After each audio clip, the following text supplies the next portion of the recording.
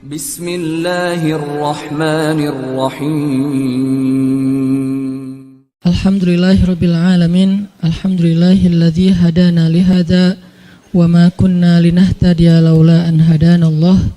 Asyhadu an la ilaha illallah wahdahu la syarikalah wa asyhadu anna Muhammadan abduhu wa rasuluhu la nabiyya ba'dah.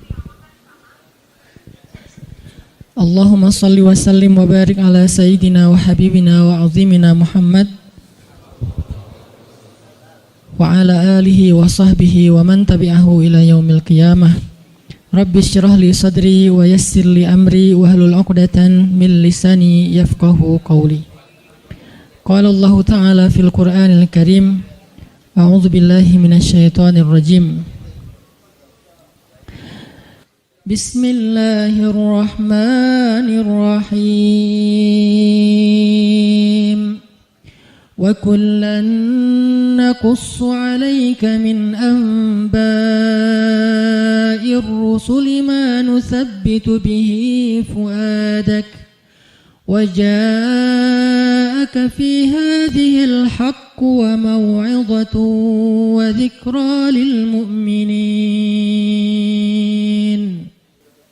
Dan semua kisah-kisah Rasul kami ceritakan kepada engkau Muhammad, agar dengan kisah itu kami teguhkan hatimu, dan di dalamnya telah diberikan kepada engkau kebenaran, nasihat, dan juga ada peringatan bagi orang-orang yang beriman. Bismillahirrahmanirrahim. Nahnu naqussu 'alaika ahsanal qasasi bima awhayna ilaika hadzal Qur'an wa in kunta min qablihi laminal ghafilin. Kami menceritakan kepada engkau Muhammad kisah yang paling baik dengan mewahyukan Al-Qur'an ini kepadamu.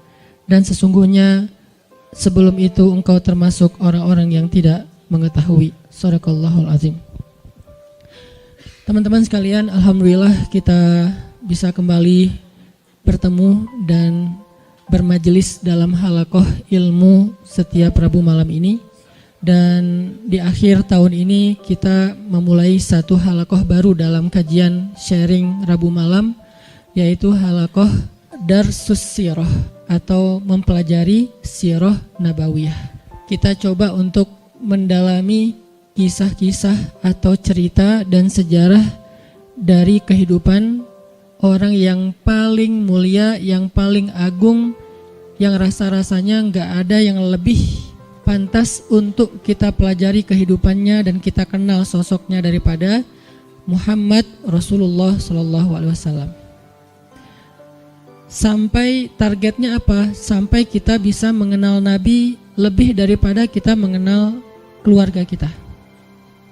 Itu baru kita disebut dengan orang yang mencintai Nabi.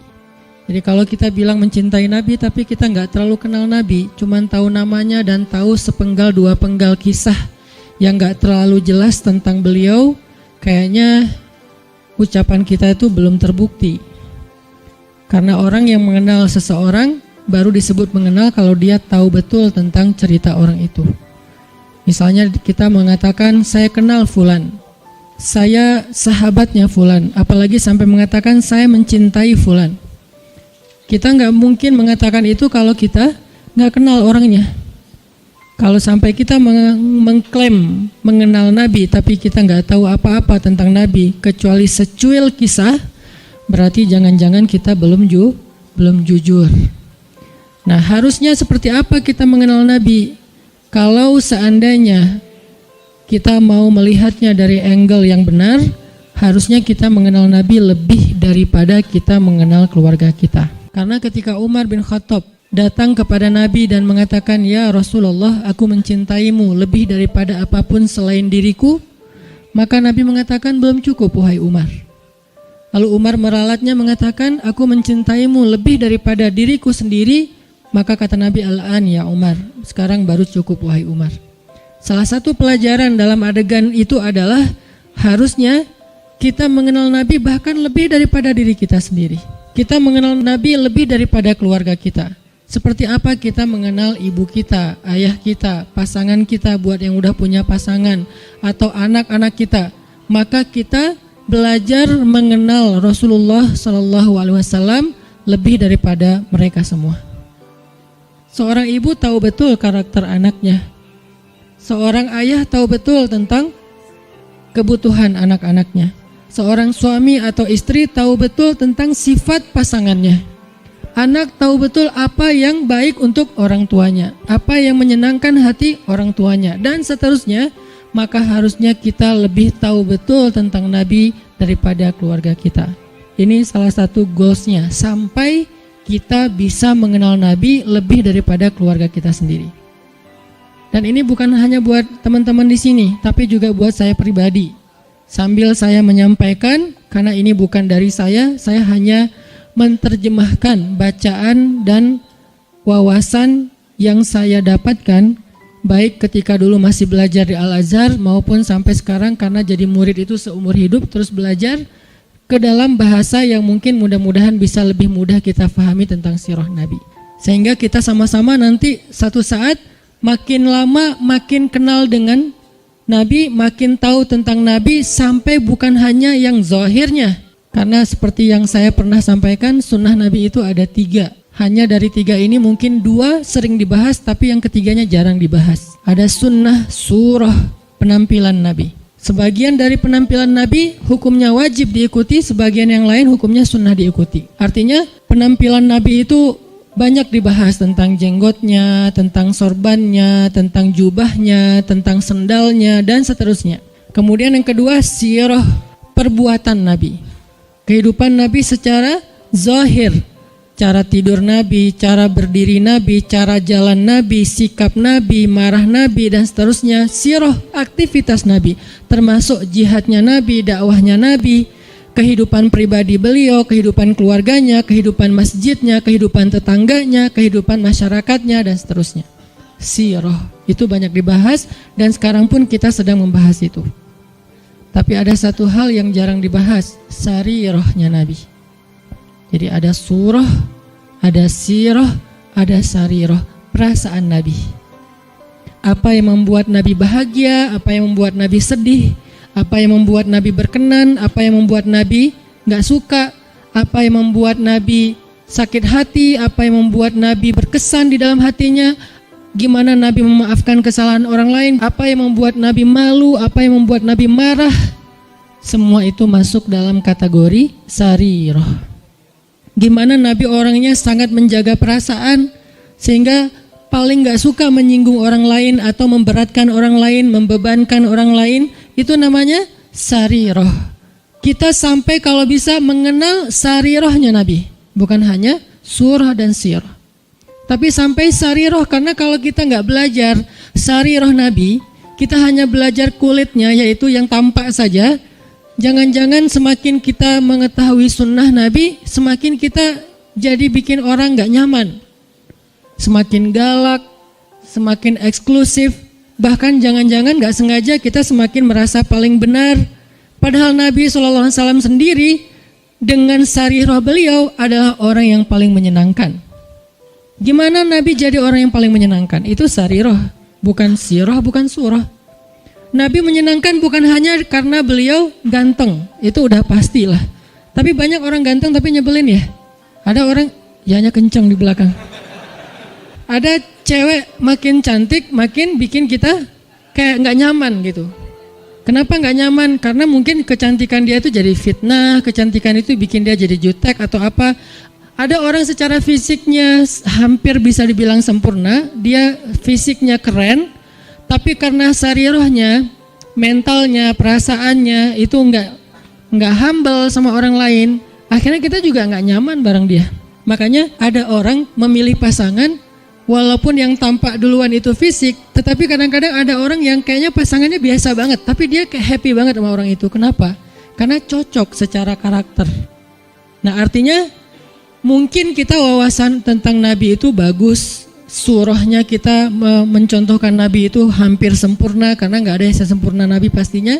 Cuman kok nggak bisa bikin orang nyaman? Jangan-jangan kita tahu banget surah, belajar banyak sirah, tapi hampir kurang aware tentang sarirahnya Nabi, perasaan Nabi. Ada hadis, ketika Nabi menyampaikan hadis itu nyaman didengar. Ketika kita yang ngomongin hadis yang sama, kok jadi bikin orang nggak suka, jadi bikin orang sedih gitu. Jangan-jangan bukan teks hadisnya. Hadisnya sahih, bahkan mutawatir, Bukhari, Muslim. Tapi hadis yang sahih itu ketika Nabi yang menyampaikan, orang nyaman. Ketika kita yang menyampaikan, orang malah sedih. Berarti ada sarirah yang kelewat, yang miss, yang kita nggak mem-packaging, membungkus teks tadi ketika kita menyampaikan kepada orang lain. Nah, kita pengen belajar kehidupan Nabi itu bukan hanya yang tampak, tetapi kita pengen mendalami dari sisi-sisi sarirahnya. Nanti yang akan teman-teman dengarkan dari kajian sirah ini, mungkin hal-hal yang teman-teman udah pernah dengar dari yang lain.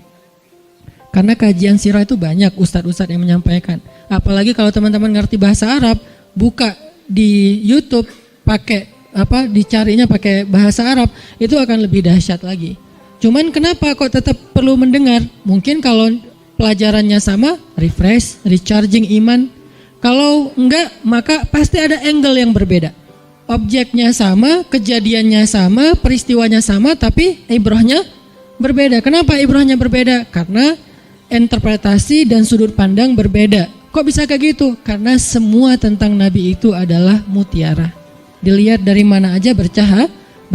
Ada yang cahayanya dari sebelah sini. Wah, saya lihat dari sini ada ibrah, pelajaran penting, petunjuk hidup. Kata yang lain, dari sebelah sini juga ada petunjuk, banyak. Jadi nggak bisa kita hanya menyimpulkan kehidupan Nabi dari satu sudut pandang. Saking sempurnanya kehidupan beliau. Nggak ada syubhatnya. Kalau ada yang nggak kita ngerti, bukan syubhat. Syubhat itu apa? Hal-hal yang meragukan, yang nggak penting, yang sia-sia itu nggak ada dalam kehidupan beliau. Dari sejak beliau dalam kandungan, bukan hanya dari sejak dapat wahyu, dari sejak dalam kandungan itu udah jadi ibrah, pelajaran yang luar biasa tentang sosok beliau. Makanya saya pikir udah waktunya kita untuk nambah menu dalam kajian Rabu malam kita yang udah berjalan lebih dari 5 tahun. Sebetulnya kajian Rabu malam ini udah berjalan lebih dari 10 tahun teman-teman. Karena sebelum ada Pemuda Hijrah, Rabu malam udah ada kajian saya di Masjid Al-Latif. Cuman dulu kajiannya yang hadir paling 15 orang, 20 orang. Kalau Persib lagi main libur ya. Alhamdulillah kemudian dengan adanya Pemuda Hijrah kita kerja dakwah bareng-bareng jadi rame, kemudian jadi berkembang. Artinya dulu tuh kajian kita tuh udah sempat masuk ke level apa, kemudian kita coba lightkan lagi supaya semua orang bisa nyaman dengan bahasa-bahasa taklim. Dulu udah agak bold tuh. Makanya saya bilang dulu kajian kita tuh membahas tentang rijal, para tokoh-tokoh kesatria Islam. Saya pernah bahas Ikrimah, anaknya Abu Jahal, seberapa kerennya Ikrimah. Saya bahas juga tentang kisahnya Imam Hasan Al-Basri, Ibnul Musayyib, Umar bin Abdul Aziz, sampai yang terakhir sebelum datangnya Pemuda Hijrah kita membahas Nuruddin Zinki. Dulu tuh udah sampai ke pembahasan rijal, tokoh-tokoh Islam. Tapi karena kebutuhan dakwah dengan segmen yang lebih luas, kita pakai menu yang lebih light lagi. Sekarang cengeknya dikurangin, ya. Jadi light, jadi semua orang bisa makan, anak kecil juga bisa makan nasi gorengnya. Tapi itu udah berjalan 5 tahun. Sekarang saatnya pakai tambahan cengek, lebih lada dikit. Supaya apa? Supaya lebih nikmat, supaya lebih kerasa. Nah ini kita tambahin dengan sirah. Saya pikir semua teman-teman yang hadir di sini adalah orang-orang yang udah lama ngaji, udah rajin ngaji, udah ngejar taklim. Yuk belajar sirah sama-sama sampai kita mengenal sosok Nabi seperti kita mengenal keluarga kita.